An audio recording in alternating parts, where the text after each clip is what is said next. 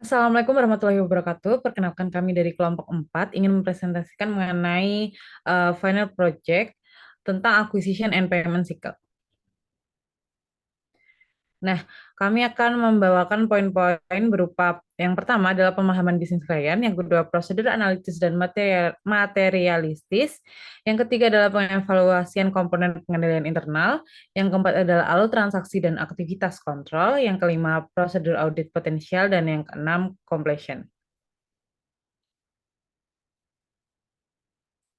Nah, tim kami terdiri dari 5 orang. Yang pertama ada Divanti Ayu Wulandari, ada Zakiah Nurul Husna, saya sendiri Listaya Sinta, Melati Taman Anugrah, dan Novita Sari. Kita perkenalan mengenai Nala by Kedai IB. Nah, Nala by Kedai IB ini adalah kafe yang berlokasi di FEB UGM yang mengusung konsep Resto Grab and Go dengan menawarkan kepraktisan, kemudahan, serta kecepatan bagi para pelanggan dalam memperoleh makanan dan minuman.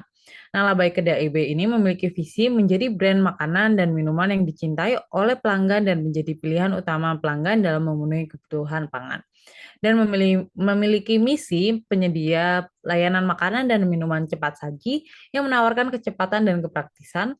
Varian menu yang beragam memberikan opsi yang luas bagi pelanggan dalam memilih produk makanan dan minuman yang disukai.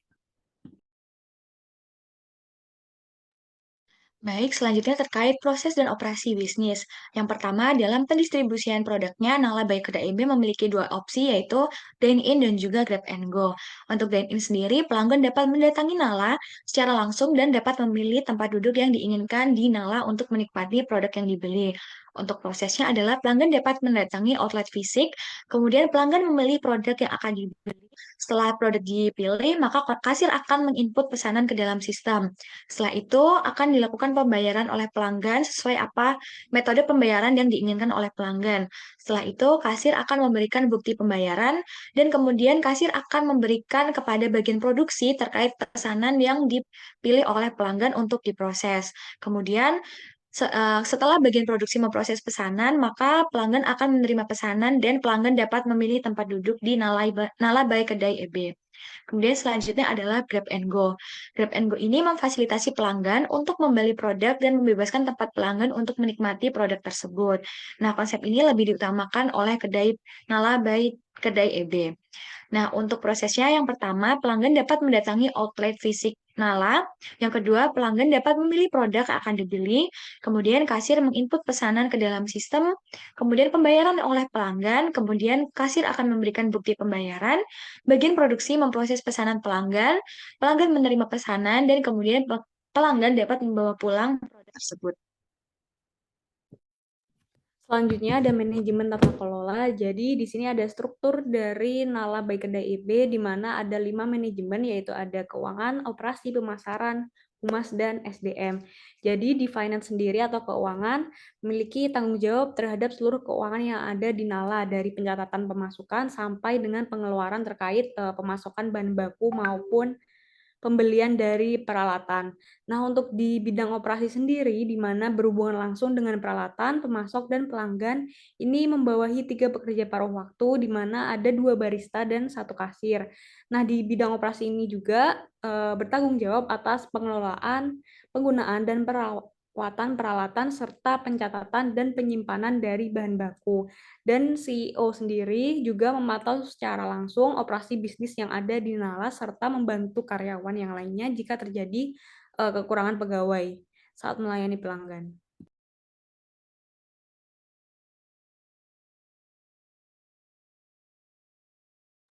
Oke, yang selanjutnya itu pengukuran kinerja dari Nala sendiri ada laporan laba rugi. Dan Nala Bakery EP pada laporan laba rugi ini di periode September 2022 dengan periode Oktober 2022 ini menunjukkan peningkatan laba sebesar 2.495.000. Dengan demikian kinerja dari Nala Bakery EP ini mengalami peningkatan profit. Yang selanjutnya pengukuran kinerja dari rasio likuiditas, rasio profitabilitas, dan rasio solvabilitas. Nah, tingkat current ratio dan quick ratio menunjukkan bahwa Nala memiliki peningkatan dari bulan sebelumnya terhadap pemenuhan utang jangka pendek. Nah, Untuk tingkat gross margin dan net profit margin pada Nala mengalami peningkatan yang menunjukkan adanya peningkatan pada penjualan. Untuk tingkat debt to equity ratio dan debt to total asset ratio mengalami penurunan, artinya kemampuan Nala dalam melakukan pemenuhan utang meningkat dibandingkan bulan sebelumnya. Selanjutnya, kita mulai memasuki bagian pembahasan, yaitu prosedur analitis pendahuluan dan perhitungan materialitas.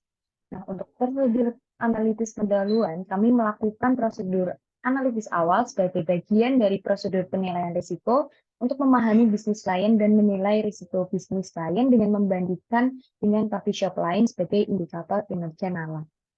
Nah, berdasarkan perhitungan di samping itu menunjukkan bahwa walaupun terdapat beberapa rasio yang nilainya lebih rendah dari coffee shop lain, Nala tetap dapat beroperasi dengan baik sebagai perusahaan yang baru beroperasi beberapa bulan ini.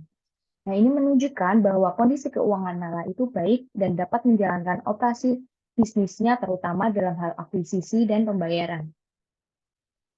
Selanjutnya, terkait perhitungan materialitas, ini dihitung berdasarkan prosedur untuk memastikan bahwa auditor telah mematuhi prosedurnya dengan baik. Nah, berdasarkan perhitungan di atas, itu menunjukkan bahwa Nala merupakan usaha kedai kopi yang berorientasi pada laba, di mana laba operasionalnya itu menjadi dasar pada perhitungan materialitas, dengan rule of thumb-nya sebesar 5% dan ETOT-nya sebesar 25%. Nah, nilai dari perhitungan selisih yang melebihi performance materiality akan dilakukan penyesuaian pada jurnal penyesuaian.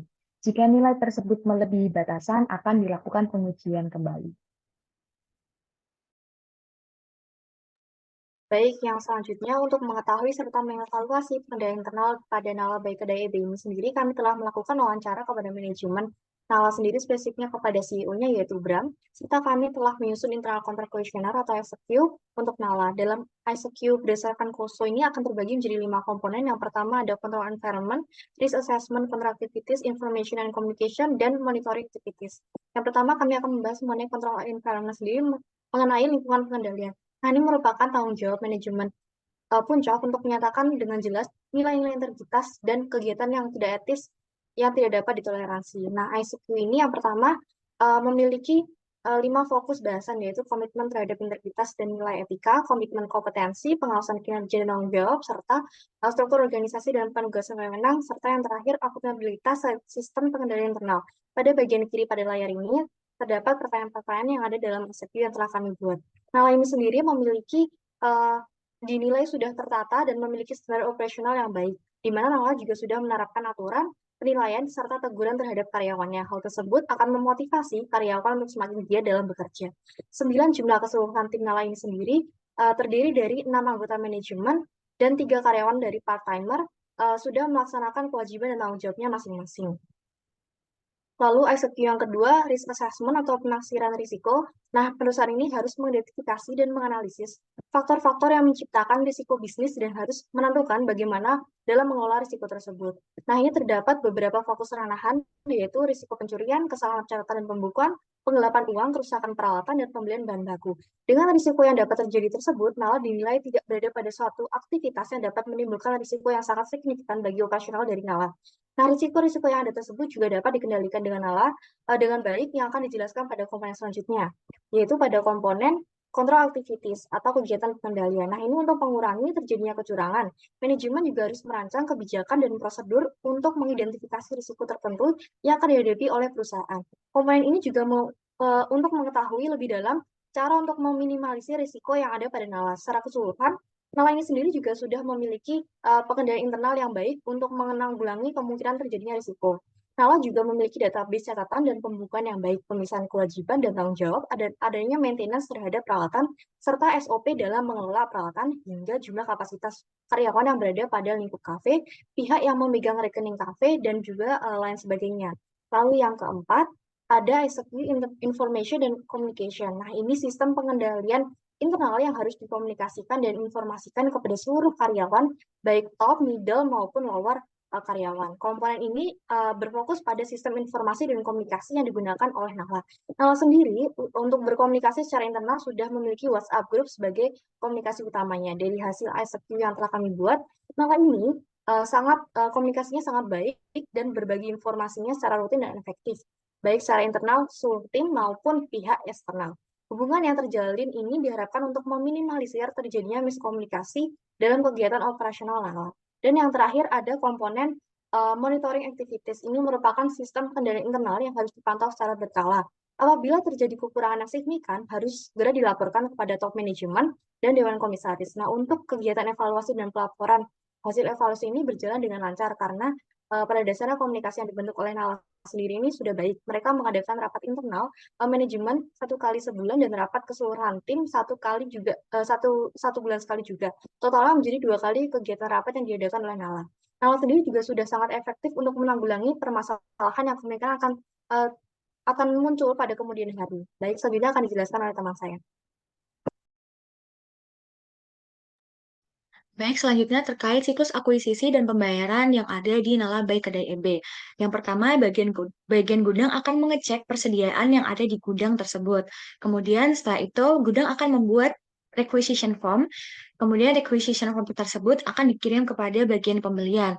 Setelah bagian pembelian melakukan pengecekan pada requisition form, maka bagian pembelian akan memberikan persetujuan. Setelah memberikan persetujuan, bagian pembelian akan membuat purchase order. Kemudian purchase order tersebut akan diberikan kepada bagian pemasok. Setelah sampai pada bagian pemasok, maka pesanan akan diterima pada bagian pemasok dan disetujui oleh pemasok. Setelah itu, pesanan akan dikirimkan oleh pemasok. Ketika mengirimkan pesanan, bagian pemasok juga akan menerbitkan invoice dan juga bukti penerimaan yang akan diberikan kepada bagian gudang. Kemudian setelah itu, barang akan dikirimkan kepada bagian gudang dan akan diterima oleh bagian gudang bersama dengan invoice dan juga bukti penerimaan.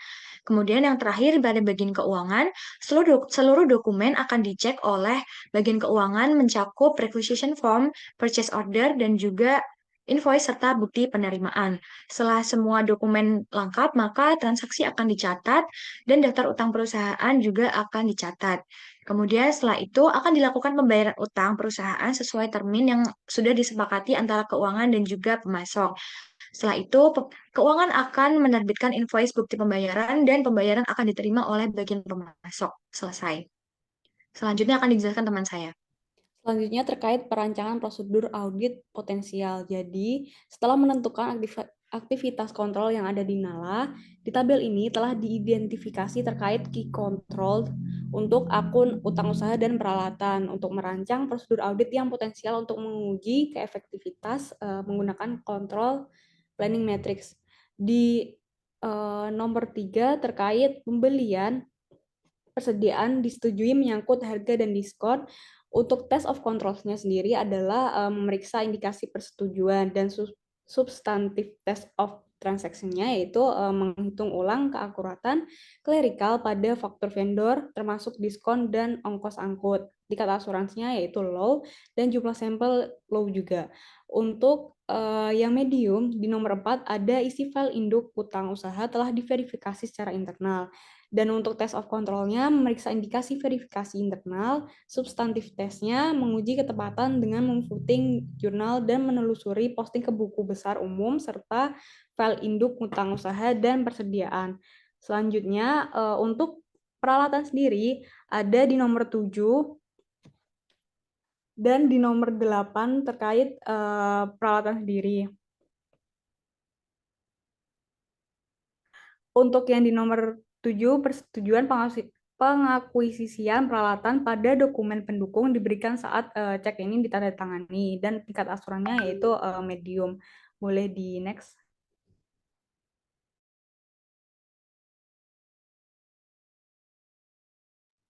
Oke, untuk selanjutnya itu program audit substantif, di mana dalam melakukan pengujian substantif ini, kami melakukan penilaian pada transaksi berdasarkan pengujian pengendalian dan kelayakan pengendaliannya.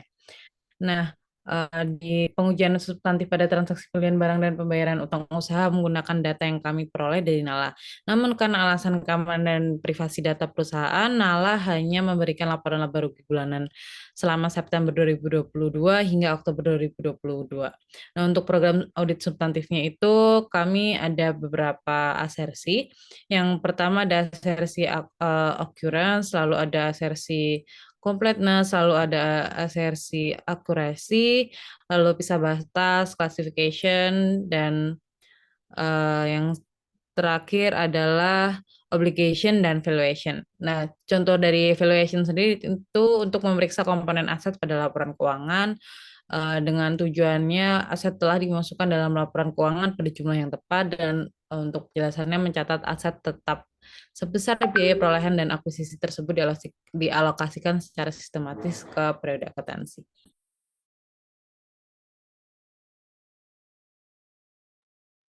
Selanjutnya, setelah menyelesaikan ketiga tahap dari proses audit, tahap terakhir adalah menyelesaikan audit dan menerbitkan laporan audit. Auditor perlu menilai apakah bukti yang telah didapatkan itu perlu dilaksanakannya prosedur tambahan agar laporan audit itu dihasilkan lebih komprehensif. Yang pertama, menyelesaikan tahap pengujian tambahan untuk penyajian dan pengungkapan. Berdasarkan bukti yang dimiliki, kami membutuhkan bukti tambahan terkait pembayaran kepada supplier atau pihak berelasi. Namun, karena adanya keterbatasan tersebut, karena alasan privasi dan keamanan, kami tidak dapat melakukan pengujian tambahan akibat keterbatasan bukti tersebut. Yang kedua, terkait review kewajiban kontingen dan komitmen. Laporan bulanan Nala itu tidak memiliki catatan kaki terkait kontingensi dan komitmen, sehingga auditor perlu memperhatikan kewajiban yang harus dilaporkan. Namun karena adanya keterbatasan bukti yang diperoleh, kami tidak dapat melakukan review atas kewajiban dan komitmen tersebut. Yang ketiga, terkait review terhadap peristiwa kemudian. Peristiwa kemudian ini adalah peristiwa selama periode tanggal neraca hingga pekerjaan di lapangan itu selesai. Nah, setelah dilakukannya perhitungan materialitas tadi dengan rule of thumb dan haircut-nya, kemudian kami menilai bahwa peristiwa tersebut secara langsung memiliki pengaruh terhadap laporan keuangan audit dan auditor berkewajiban untuk mengusulkan adjustment pada laporan keuangan. Selanjutnya ada akumulasi bukti akhir. Auditor ini memiliki tanggung jawab untuk mengakumulasikan bukti akhir dengan cara melaksanakan prosedur analitis akhir dan masih banyak lagi. Yang selanjutnya ada evaluasi hasil di mana setelah prosedur audit ini semua selesai, auditor harus membuat kesimpulan secara keseluruhan mengenai laporan keuangan.